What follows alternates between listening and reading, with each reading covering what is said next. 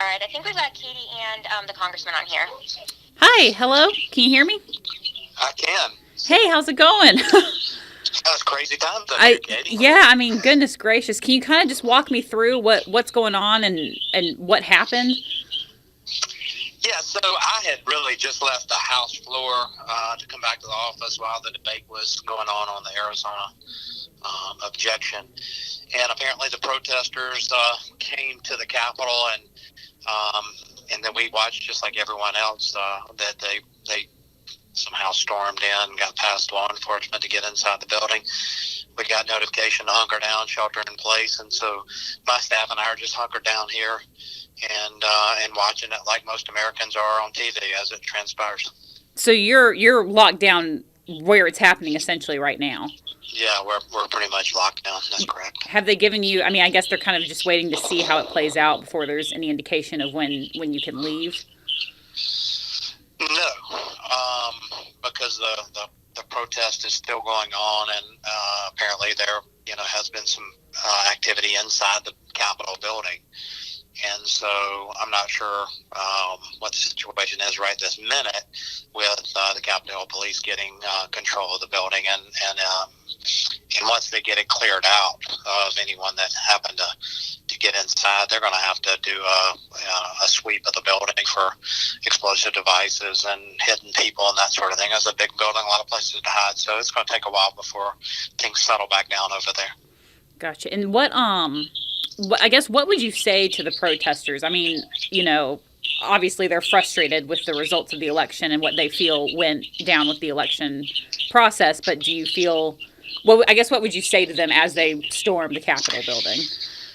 Yeah, I mean, look, I'm empathetic to folks who felt like this election was stolen because there's a preponderance of evidence that there was some malfeasance in certain states, but our founding fathers gave us a process for looking into that and objecting to and contesting certain electoral college votes, and we were working through that process that is in the Constitution and in the 12th Amendment. I mean, they envisioned this, they've lived it, the nation has lived it before, and we were going through that process. So I appreciate peaceful protest. I think the First Amendment gives us Americans the right to, protest and petition the government for redress of grievances. Those are First Amendment rights.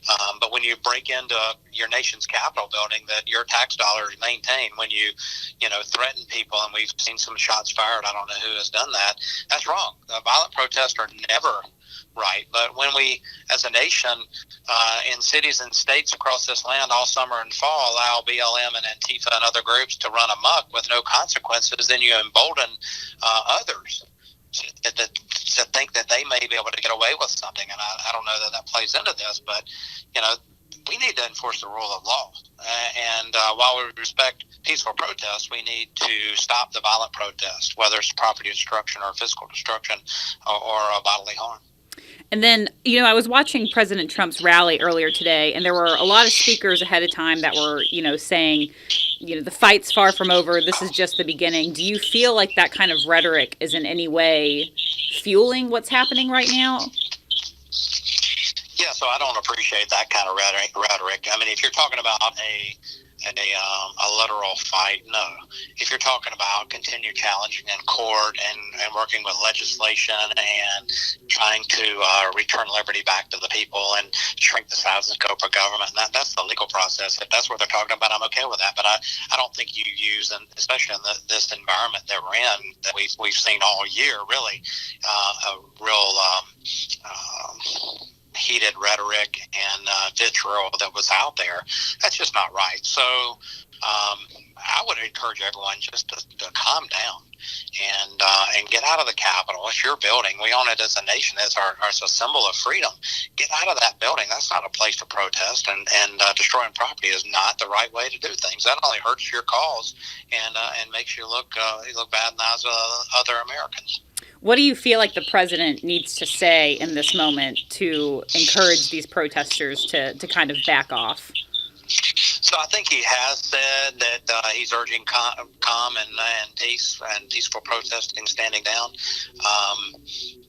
So I think he needs to be a little more vocal, and they're not going to allow him to get back out there and do it in person like he did earlier.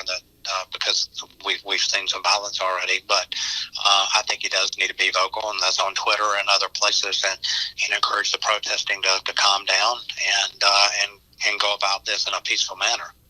And then my last question, because I know you're busy, you are objecting the Electoral College vote. How do you feel those objections are playing out or are now hindered by what's going on? And do you think that those objections are in any way fueling these protesters and what they're doing right now?